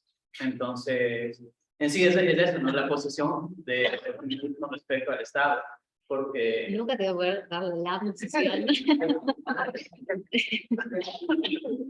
Pero me refiero al punto de que lo vemos como la herramienta, digamos, para, sea porque lo optamos, o sea porque o por la lucha, lo optamos al Estado, y el Estado sirve como la herramienta para, digamos, nivelar las desigualdades.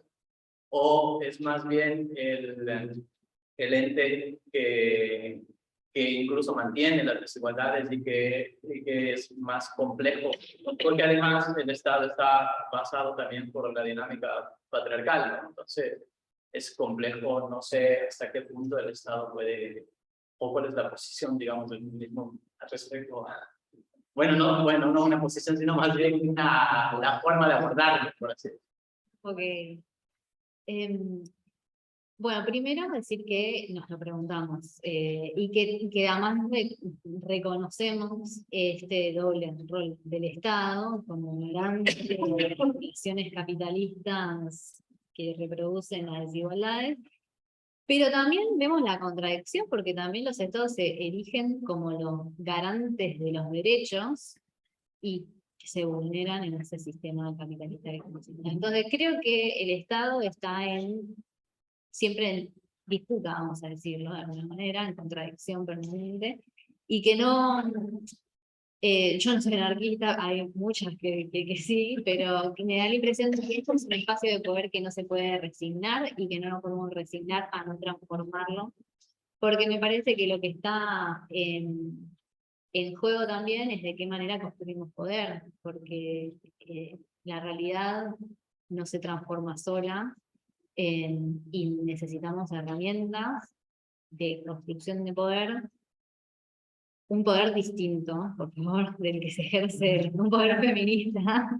Y me parece que el Estado es una herramienta fundamental. Esa es mi postura. Acá pregunta Silvana, ¿cuáles son los desafíos y obras actuales para que el Estado, como el sector público y el sector privado, promueva y efectivice compras inclusivas con perspectiva de género? Y el siguiente pregunta, ¿alguna recomendación de lectura o experiencia de compra inclusiva con perspectiva de género? Me imagino que esa es una política argentina, la persona. Y desconozco. La verdad que no conozco las políticas de compras inclusivas, te la voy a deber. Me imagino que la compra pública, cómo garantizar que, o alguna estrategia por el medio cual se pueda garantizar que licitaciones o compras públicas del Estado se hagan de manera más inclusiva, o sea, que haya empresas lideradas por mujeres que participen más en esas iniciativas. Yo sé que el Ministerio de Desarrollo Productivo hay algo de eso acá en Argentina, pero no conozco ni cómo funciona, ni cómo garantizan eso, ni nada. Yo lo único que puedo agregar es que en cualquier política pública, de compra inclusiva, de remuneración de trabajo, es importante no perder de vista cuáles son los objetivos y la discusión de qué estereotipos o qué supuestos o qué mandatos de género están detrás de esa política y que esa política refuerza o transforma. Eso es lo único que puedo compartir. Eso le trae en contra, pero eso incide, lo que se hace es incide como proveedora. A través de su sistema y cada un ser mujer. Yo tengo que como profesor Rodríguez, pero yo no la o yo tengo Rodríguez, que él está dentro del empresa. En teoría funciona, pero lo que le pasa en la realidad es que es un subterfugio para poder de un poco más tanto. Participando de la empresa, en realidad no va a ir a un real, entonces no hay nivel de Eso pasa también con las políticas de cupo y es cierto que a toda política pública se le puede hacer trampa, pero también es cierto que visibilizar y priorizar es una política pública y que en algún momento, si esto efectivamente significa empoderar a esas mujeres, darle un lugar de decisión en la empresa, puede valer la pena. Tenemos acompañado también por clases, de análisis de ellas con clases, que no es más fácil, por ejemplo, que vienen un montón de papel, y estamos aprendiendo así de cómo ir paso a paso por empezar. Y lo que hizo a más fuerte que ver que lo que en la página para que se haya un que es pero eso es muy para el Buen ejemplo. ¿Alguno más? Sí. En Colombia hay una experiencia que es un sello que se le da a algunas entidades y empresas, que me parece que se llama sello Equipare, y se les dan algunos, y pues obviamente tiene que ver como con la paridad, o pues digamos la cantidad de mujeres que hay contratadas en esas entidades, en esas empresas, y se les dan algunos beneficios fiscales y algunas prioridades en temas de contratación estatal. Entonces, digamos, esa podría ser, digamos, un ejemplo de cómo podría funcionar eso. La verdad no he visto tanto como de los resultados o una evaluación del impacto de esa política, pero digamos que es algo que trata como también de beneficiar a las empresas que buscan un poco más de utilidad. ¿Se escucha lo que...? Sí. Sí. Bueno, chicos, sí, ¿de alguno más? Sí. Yo tengo el ejemplo que siempre hasta donde uno como hombre puede hablar de economía feminista sin necesidad de apoyarse de o sea, que las mujeres por el supuesto histórico centralizado. O hasta donde uno puede reflexionar. Yo soy de la postura de que necesitamos que los varones se replanteen, o sea, cómo no apropiarse de lo que es de otro y mirándose a sí mismo, básicamente, y mirando también cómo este orden de género, estos estereotipos, imponen en las masculinidades cosas que tampoco están tan buenas, y repensar la propia masculinidad y cómo transformar eso, me parece que es una búsqueda muy valiosa y muy buena. Y hacerlos situados desde vos, desde tu identidad. Yo creo que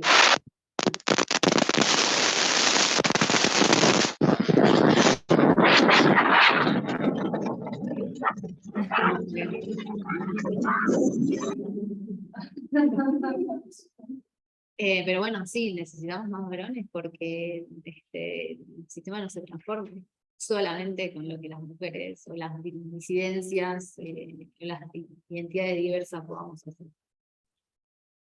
Yo un poco de ese tema.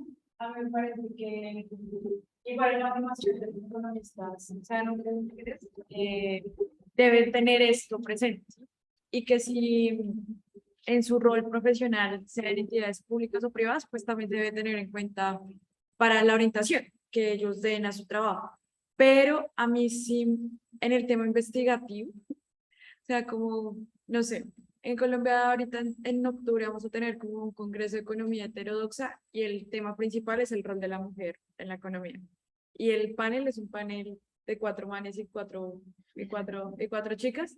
Y yo decía, pues, o sea, hay temas investigativos que yo sí creo que tienen que tener más una actitud pasiva, o sea, de estar ahí, enterarse, aprender, pero no estar como encabezando esas cosas, o sea, como sí, o sea, como no, o sea, en esos, hay temas, o sea, hay muchos campos de investigación donde igual creo que sí debería ser como las mujeres quienes lo lideren y los hombres tener una actitud más de acompañamiento que de liderazgo. Ya acompañar y no mirar estereotipos tradicionales de género, que me parece que se puede empezar a desafiar lo que se supone que es un chabón, como decimos. No, necesitamos que no, también para mí, justamente, toda la realidad que indicamos, por eso no nos servían para llegar a la discusión un poco sobre la sociedad. Entonces, para mí es muy igual manera terminamos con esto de la tecnología porque nos sentimos como que no es suficiente, no es suficiente lo cual, no es suficiente las voces, los barrios, y como que para mí es un error, es como no creemos nada que estamos haciendo eficiencia, aporta a un sentido y transforma la forma de hacer investigación. Y me pasa todo el tiempo, también creo que con la formación como economista, me pasa todo el tiempo bueno, si yo tengo la caracterización, digamos, estructural de lo que está pasando en el país. Bueno, creo que antes de más de que estamos importante. No sé, como hay toda una subsunción entre la metodología de la ciencia social a las metodologías de la física, de las ciencias duras. Pero, digamos que lo acabamos de haber mencionado todos y yo lo hablo desde la parte de la porque mi trabajo es trabajar en las comunidades. Yo que veo, y digamos, y eso lo hemos discutido acá entre varios, y es que aunque puede ser que el tema de liderar a la mujer en los procesos de investigación, sobre todo en el tema de economía feminista, sea clave, también hay un punto que cuando uno trabaja a nivel local, y es que tenemos que concientizar a los hombres del papel que también tienen para la construcción de un territorio. Lo digo porque nosotros tenemos una situación, qué pena que les cuente las experiencias, pero es que todo lo que he aprendido de economía, creo que lo aprendí fue después del pregrado y en la práctica más que en los libros, perdónenme, pero así lo he vivido todo el tiempo. Resulta que nosotros tenemos diferentes tipos de comunidades, donde obviamente son las mujeres, como lo decía al principio, las que lideran todos los procesos de las luchas colectivas. Pero hay hombres que también trabajan en los procesos y estamos en un territorio donde hay líderes hombres, líderes mujeres. No puedo sacar del contexto a uno o a otro. Tengo que trabajar con todos los actores para poder hacer una construcción, una visión de largo plazo. Entonces, a ellas no les gusta, sobre todo estoy hablando por las comunidades palenqueras, que les hablen de empoderamiento. Y yo les preguntaba por qué. Porque ellas dicen que ya están muy capacitadas, muy preparadas, que lo que necesitan es tener representatividad. Los hombres me dicen, ¿por qué nosotros no tenemos el mismo derecho que las mujeres? Somos diferentes. Y empiezan una pelea en la realidad. O sea, cuando hago las capacitaciones es un lío, porque los dos hablan de que tienen los derechos, de que porque yo tengo que empoderar a uno y al otro no, y porque uno sí y otro no. Entonces, ahí es donde viene el tema de todo el proceso de concientizar a ambos, de trabajar con ambos, porque así como la mujer tiene un papel importante a nivel local para las luchas, los hombres también se han dado la pela por trabajar por todos. Entonces queda uno ahí como sin ser, digamos, sesgada, porque pues obviamente a mí me encanta formar a las mujeres y trabajar con temas de capacitación, también sé que ellos tienen un papel importante en el territorio y me toca trabajar de manera colectiva para construir. Es difícil, créeme que ha sido difícil en la práctica, pero lo veo más por ese lado, no sé ahí qué tipo de aportes se pueden hacer, porque es complejo cuando uno trabaja ya con la gente en territorio, porque ellos todos hablan de que tienen derechos, de que ellos también quieren participar, pero el tema es que a veces uno termina secándose por su condición de mujer, y lo tengo que decir, con un grupo que con el otro. Bueno, no vamos a empezar por ahí, pero también me parece que, y esta es mi opinión, no sé qué, que hay construcciones que uno cree que son compartidas, pero también hay un otro, y hay un camino que hace el otro, y que me parece que está bueno escuchar también, y permitir que se dé, que no hay una buena manera de hacer un feminismo correcto y un feminismo incorrecto.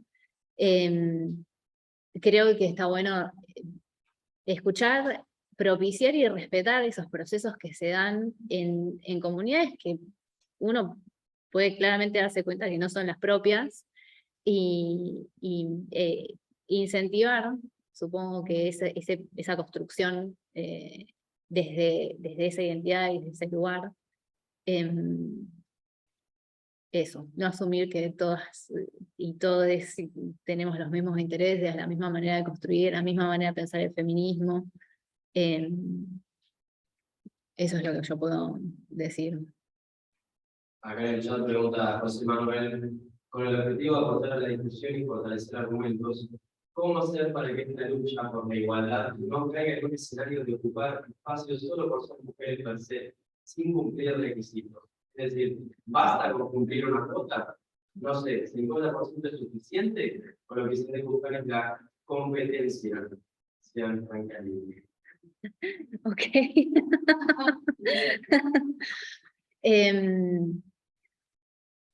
A ver, me da la impresión de que lo que se debe buscar para que algo sea representativo es que, bueno, sea representativo, que represente las proporciones que se evidencian en la sociedad. 50% me parece suficiente porque hay un 50% de varones y un 50% de mujeres. Y también pensar qué es esto, qué competición estamos planteando, o cuáles son, por qué por qué la competencia sería el camino para conseguir algo y no la construcción colectiva. Pero bueno, no sé si alguien quiere agregar algo sobre esto. Sí. También hay una construcción en todo donde esté la cuestión del cuerpo puesta. Me parece que hay unos ojos mirando qué es lo que ocurre ahí, mucho más inquisidores que en otras. O sea, sí, por competencias, hay muchos varones ocupando lugares de poder sin competencias y con mucho menos ojos encima. E incluso, por lo menos en el área del empleo, de los estudios de género en el empleo, está medido, cuantificado, con regresiones psicométricas, que las mujeres están sobrecalificadas en general para los puestos que tienen, y que incluso así hay brechas salariales. Cuando uno mira en Argentina por lo menos, pero esto están los datos de CEPAL en toda la región que muestran lo mismo. Genera por tipo de ocupación o por formación, las brechas salariales, de todas formas hay brechas de alrededor del 30% de profesionales entre mujeres y varones, en puestos, también si los puestos jerárquicos de directores, directoras, las mujeres igual ganan, tienen salarios más bajos. Entonces, yo creo que hay como una sobredimensión, como que se observa demasiado lo que pasa con las mujeres en ciertos lugares cuando está detrás el cupo o la paridad, que esa mirada no está en los varones, y yo creo que si hoy miramos nuestros congresos en cualquiera de nuestros países, probablemente encontremos más varones no aptos para cumplir esos lugares que mujeres o personas trans. Imagínense esto, las luchas que tiene que dar una mujer para llegar a esos puestos de poder, o las mujeres indígenas que están en esos lugares, o las mujeres negras, o las mujeres de los barrios populares que llegan a determinados lugares de más visibilidad. Los varones sin género y socializados de esta manera tienen los caminos muchísimo más sencillos, ¿no? Para llegar a ese lugar. Así que yo no me engancho mucho con esa Digamos, en Colombia, las universidades públicas tienen la mayoría de exámenes de admisión. Las universidades han presentado 75.000 personas por semestre y pasan 3.500. Entonces ya de entrada es difícil acceder a la educación pública. Pero entonces, no sé, por ejemplo, nos poníamos ayer hablando del taxi. En la universidad se dio una instrucción para una sede tener admisión paritaria, y es decir, como puede que las mujeres tengan un menor puntaje de admisión que los hombres, pero que puedan acceder 50-50 así tengan un menor puntaje. Y yo decía, eso es apenas obvio en un país donde las mujeres, de los 3 millones de jóvenes niñis, 2.200.000 son mujeres, donde las mujeres igual abandonan los estudios desde noveno del colegio, o que les cuesta más graduarse. Yo digo, como es apenas una cosa mínima para tratar de reducir la brecha que hay de acceder a la educación superior a las mujeres. O sea, mínimo, o sea, porque igual un examen de admisión no determina, o sea, bueno, pues determina cosas, pero pues no debería ser, pero existe, y pues yo digo, como, en esos casos particulares, eso ayuda un montón a reducir las brechas de desigualdad en el país, y son necesarias. O sea, que me digan, pues si yo saqué 700 y yo saqué 600, y aún así yo tuve cupo y tú no, pues, o sea, pues sí, o sea, es grave, pero entonces hay que plantearse otras cosas de cómo se aumenta la cobertura para todo el mundo, pero igual las mujeres tenemos unas cosas estructurales muy difíciles en ese acceso, que creo que es una forma de empezar a solucionarlos. Desigual. Igual en esto de la competencia y el mérito, también hay que como problematizar la meritocracia. ¿Existe la meritocracia? ¿Mérito en base a qué parámetros que nos fijamos? Porque eso también nos invisibiliza como seres sociales, sobre todo en los procesos de construcción de poder, que, vamos a decirlo, no tienen todo que ver con qué habilidades duras o específicas de la profesión tenemos, sino de quiénes somos amigos, con quiénes nos rodeamos, a qué élite pertenecemos y a qué élite no pertenecemos. Y me parece que sobre todo cuando estamos hablando de la construcción de poder, tenemos que tener un poco de cuidado con el tema meritocrático. Yo también soy de la Universidad Nacional y pues nos mencionamos que estaba en el baño, pero pues bueno, está ahí por lo que está. la discusión sobre el examen de admisión a la nacional, porque hace poco se hizo un estudio que demostró que tenía sesgos de género. Entonces, a pesar de que se estaban presentando al examen casi que 50-50 hombres y mujeres, a los resultados del examen, un 60 o 70% hombres que pasan. Y se descubrió que hay una sección que se llama análisis de imagen, que favorecía muchísimo más a los hombres por temas de educación, pues de la socialización de los hombres y las mujeres, ¿no? Entonces los juguetes de los hombres son más legos y tal, y nosotras somos las muñecas, todo eso. Entonces se dio esta discusión al interior de la universidad de transformemos el examen para que no tenga estos estereotipos y estos sesgos, y un poco la respuesta de muchos estudiantes fue como no, transformemos la sociedad para que deje de ser sesgada y pues tengamos una formación, ¿no? Todos iguales para poder llegar al examen igual. Y es como, ¿por qué tenemos que esperar a que toda la sociedad se transforme para poder nosotras tener esa oportunidad, en lugar de tomar medidas efectivas como las cuotas, como la transformación de los exámenes, para poder acceder a eso? Entonces, un poco también pasaba lo mismo, hace poco en las elecciones también estaba como estas preguntas, como, bueno, paridad en los ministerios, paridad, y muchas personas lo cuestionaban, como, ¿por qué? Y es como por eso, ¿no? Porque tenemos que esperar a que toda la sociedad se transforme para tener esas oportunidades. Entonces, yo creo que también eso es como exacto, sí. Más allá de porque van a vivir la publicación en televisión también debería ser estricto. De esta manera podemos acceder y eliminar más rápido